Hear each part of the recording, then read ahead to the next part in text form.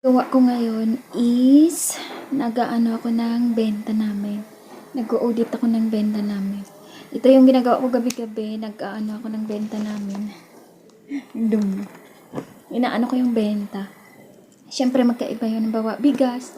Magkaiba yun kasi tinitingnan ko sa isang buwan magkano yung pumasok na pera sa akin. And then sa gasolina, sa feeds, sa grocery, and then sa bake shop. So, doon ko na tapos iba-iba yung pera na lagayan namin. Yun ang ginagawa ko para, halimbawa, pagka magkukumpra ko, doon ako kukuha sa pera ng bigas. So, syempre, lalalaman ko kung ano yung takbo ng negosyo.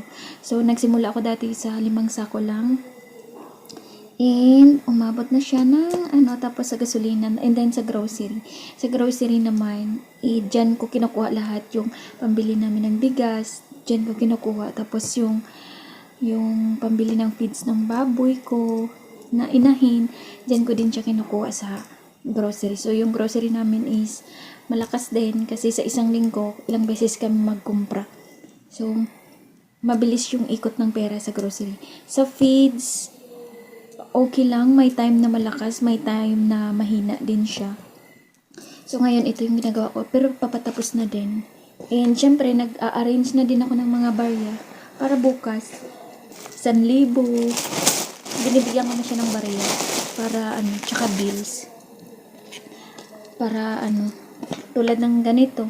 Ginagawan ko siya ng ganito. Nagpapadala ko ng 5,000 bills. Tapos, kasi kukunin niya na lang sa umaga yung bag na andun na yung susi tsaka mga pera na bills. Siyempre kailangan natin ng bills kasi hindi naman maiwasan na pagpasok mo ng tindahan, yung mga customer, buo yung pera. Kaya kailangan nakahanda, laging may bills. So sa gabi pa lang hinahanda ko na yung bills and mga barya, coins, para sa umaga hindi ka na nakatali na lahat. So, ayun lang yung ginagawa ko. And sekreto ko para mapanatili na yung business. Syempre, malalaman mo kung ano yung takbo ng business mo pagka ginaganito ko siya pag-audit. Pagkagabi. Kasi sa tindahan, naglilista kami. Halimbawa, may bibili ng grocery. So, lalagay din doon yung benta. 50 peso grocery. Ganon yun. Tapos, gasolina. So, iba-iba yung yung listahan. Bawa, tinapay, may bumili 100, so 100, tapos tapos hanggang sa mapuno mo yun sa isang araw. Tapos sa feeds, gasolina, grocery, bigas, yun. Yung drink, isang frozen product, isang hilera din yan siya ng benta sa tinapay.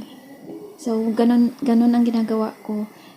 Pag bumibili, nililista, and then pagkagabi itutal lahat, bawa tinapay, itutal lahat magkano yung benta sa isang gabi, bawa 5,000 yun.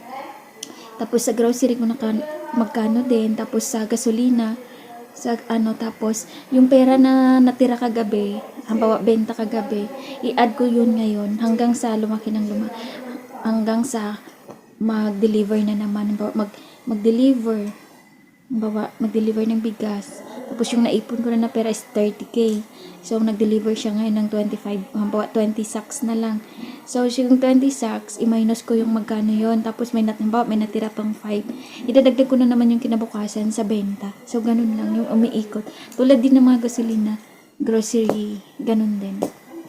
So, sa grocery din ako naglilista ng benta kasi dyan ko kinukuha lahat ng mga gastusin dito sa bahay namin. Ulam, bigas. So, sa isang linggo, isang half sack na bigas yung namin. So, syempre, ulam mo pa. And lahat ng gastusin, kinukuha ko siya sa grocery income na yung ginansya. So, ganun yung pagpapaikot ko ng tindahan namin. So, yun lang guys, hopefully nakatulong sa inyo. And syempre, mayroon din akong remittance and bills payment sa GCash and malaki yung nakikita ko dyan sa isang buwan. Nakabili na nga ako ito remembrance ko to sa pag-GCash ko. So, 2 GCash yung ginagamit ko sa kapatid ko at sa akin.